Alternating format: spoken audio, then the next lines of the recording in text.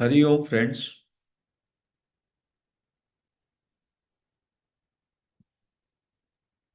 ज्ञान मार्ग में जो भी संत हुए हैं, रमन महर्षि, निसर्गदत्त महाराज, अन्य बहुत से संत, उनका ये कहना है कि यदि आपने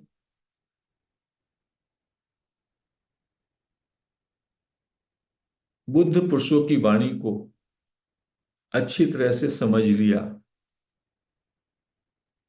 और आपको ज्ञान हो गया, तो ज्ञान ही वास्तव में परमात्मा है। परमात्मा का असली स्वरूप ज्ञान ही है, ज्ञान मात्र। जब हम ये कहते हैं कि वो रियलाइज्ड हो गया, वह ज्ञानी है, तो उसमें जो वह कहते हैं, ऐसा लगता है कि वह एक इंडिविजुअल है जो ज्ञानी हो गया। तो निसर्गदत्त महाराज कहते हैं ये गलत है। कायदे में जब ज्ञान हो जाता है तो वो केवल ज्ञान मात्र रह जाता है।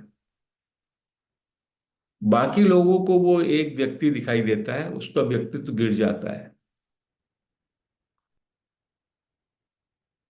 He is pure knowledge. ज्ञानी नहीं रहता, केवल प्योर ज्ञान रहता है। और वो प्योर ज्ञान का एक कंटेनर, ये जो बॉडी जो दिखाई देता है, वो एक कंटेनर मात्र है। जैसे एक ड्रम है, एक ड्रम में हलाहल रखा है, और एक ड्रम है, एक कंटेनर है, उसमें अमृत रखा है। अब जो अज्ञानी है, हम संसारिक व्यक्ति, हमको वो ड्रम दिखाई देता है, और ड्रम के अंदर क्या छिपा है वो नहीं दिखाई देता।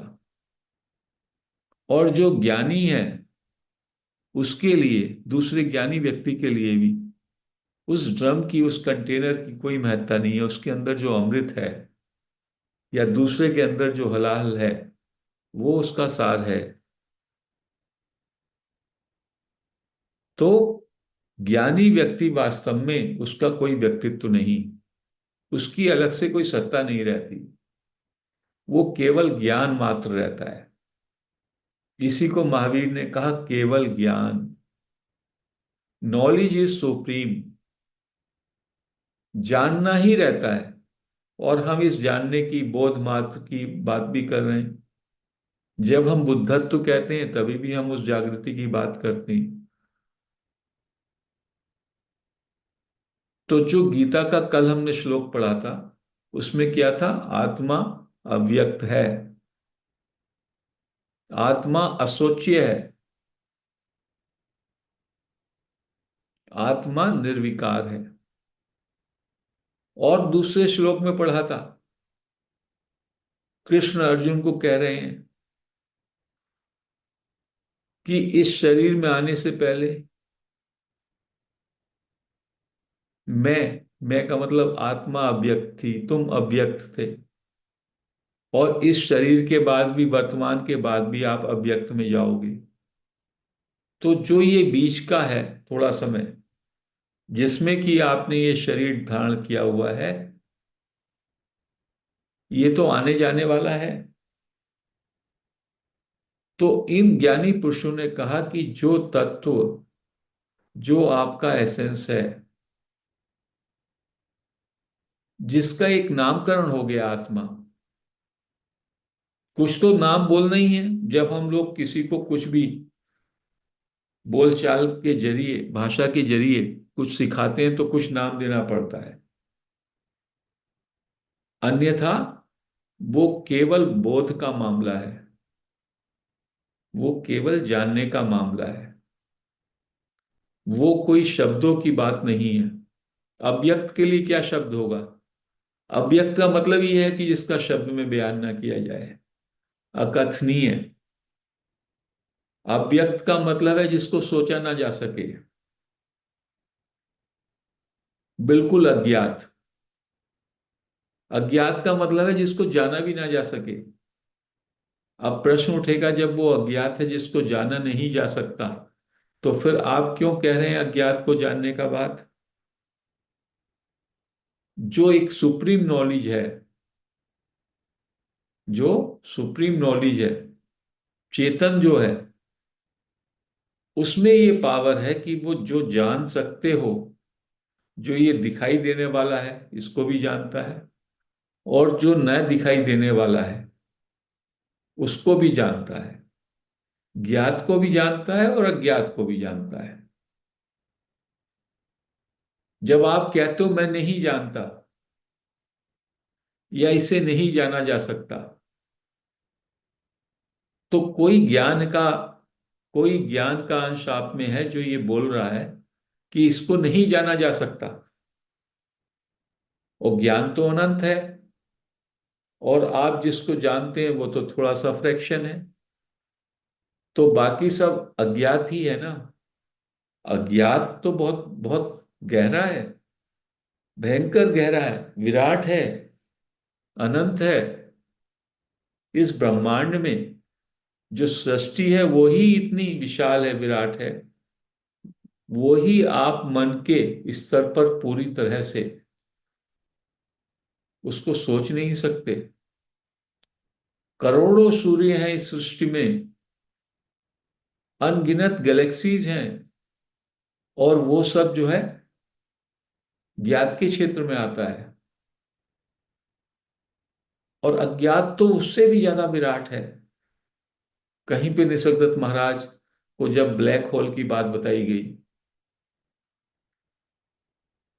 ब्लैक होल का किसी बाहर वाले व्यक्ति ने उनको डिस्क्रिप्शन दिया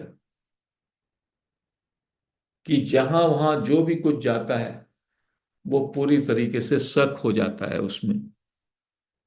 yes yes, it is that. तो ये जो सुप्रीम नॉलेज है, जो आत्मा का बोध है, एब्सोल्यूट जो परफेक्शन है, जो ज्ञानी की स्टेट होती है, वो वैसी है जिसमें सब कुछ अव्यक्त, वो अव्यक्त में रहता है।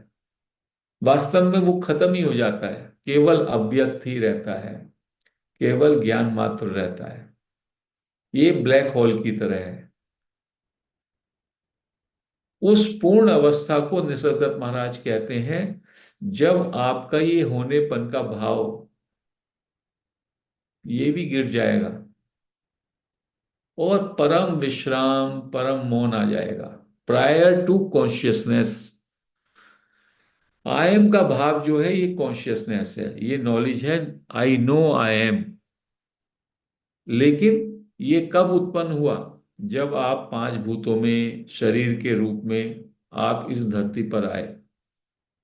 पांच भूत, तीन गुण, प्राण और सेंस ऑफ आई एम। तो ये consciousness, sense of I am, sense of being alive, ये आपके शरीर में, जब आप शरीर में होते हैं तब आप इसको महसूस करते हैं। जब तक आप शरीर में नहीं थे आप अव्यक्त थे, अज्ञात में थे।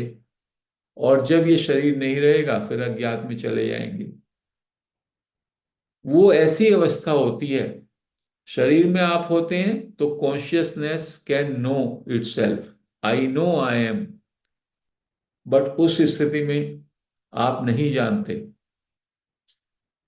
उसमें बस एक जानना रहता है, उसमें ड्युअलिटी खत्म हो जाती है। जानने में भी कुछ ड्युअलिटी है। Consciousness is being conscious of itself, उसको एक शरीर धारण करना पड़ता है, निसर्गदत्त महाराज कह रहे हैं। तो उस अवस्था को तो आप जान नहीं सकते जो रियल स्टेट है अव्यक्त की, अज्ञात की। तो क्या करें? केवल इस प्योर कॉन्शियसनेस में, इस प्योर आई एम में, होनेपन के भाव में, जैसे बच्चा है, बस इसमें जीते रहें, इसको पकड़ के रखें। यही धीमे धीमे एक दिन आपको लगेगा इसको आप देख पा रहे हैं। देख का मतलब इसकी डिस्टिंक्टिव सत्ता को कोई विटनेस करेगा, साक्षी, इसका भी विटनेस। और जो इसका विटनेस है वो एब्सोल्यूट है। ऑटोमेटिकली आप उसमें स्लिप हो जाएंगे। वो परफेक्ट है, वो पूर्ण अवस्था है, अज्ञात की स्थिति है। और जो ही हम तमाम प्रैक्टिसेस कराते हैं, अनदेखे को देखो, उसमें वहीं पे जाने की चेष्टा है। जैसे नींद में आप पूरी तरह से स्तब्धता में चले जाते हैं, उसमें जागरूकता रहे तो आपको उसका, उस नींद की व्यापकता, नींद में जहां आप प्रवेश करते हैं उसका व्यापकता, अज्ञात की व्यापकता, अनदेखे की व्यापकता, उसकी अखंडता का भान हो।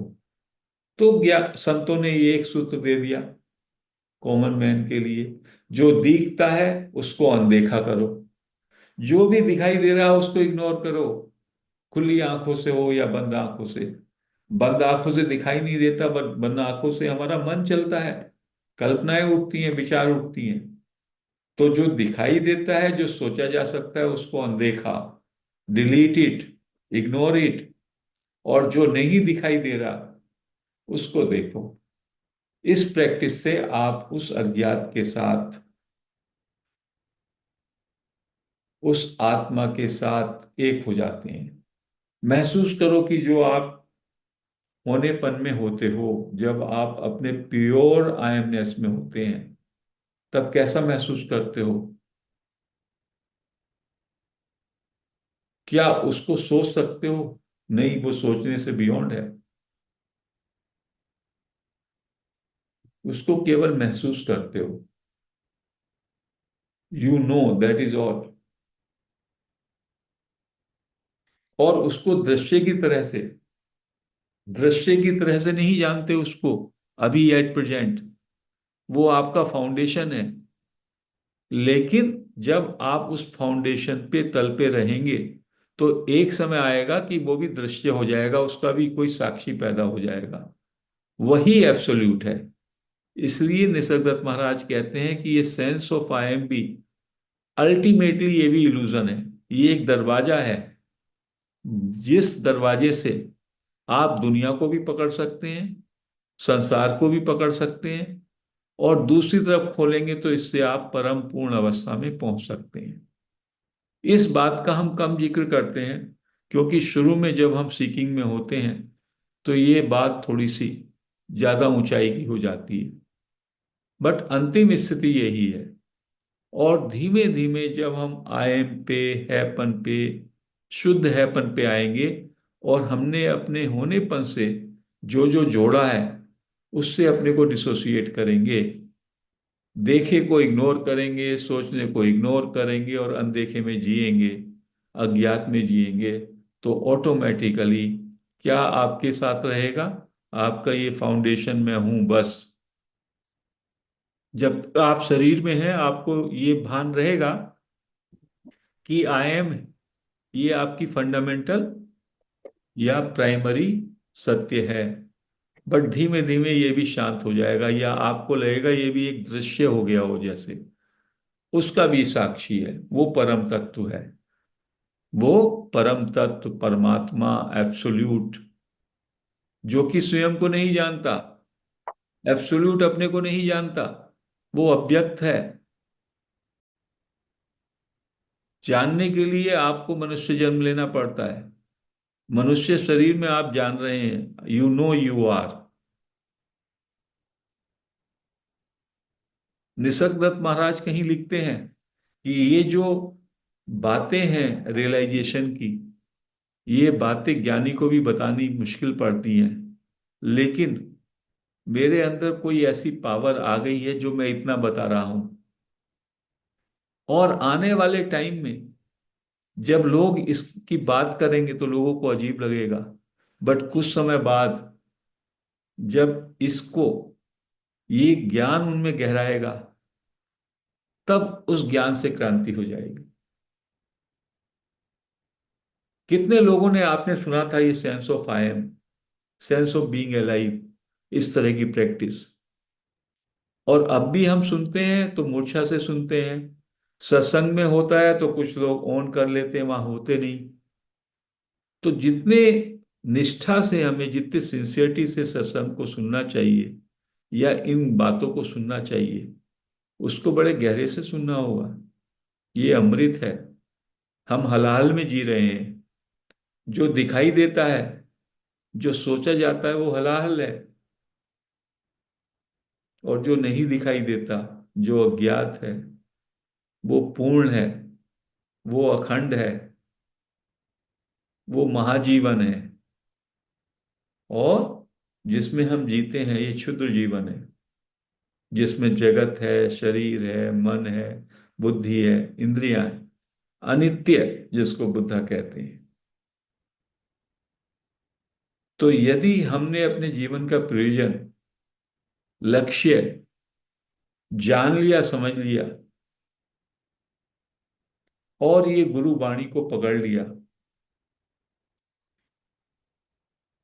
और उसको बार बार प्रैक्टिस क्या करनी है, अपने शुद्ध आई एम को, मैं हूं होनेपन के भाव को महसूस करते रहें।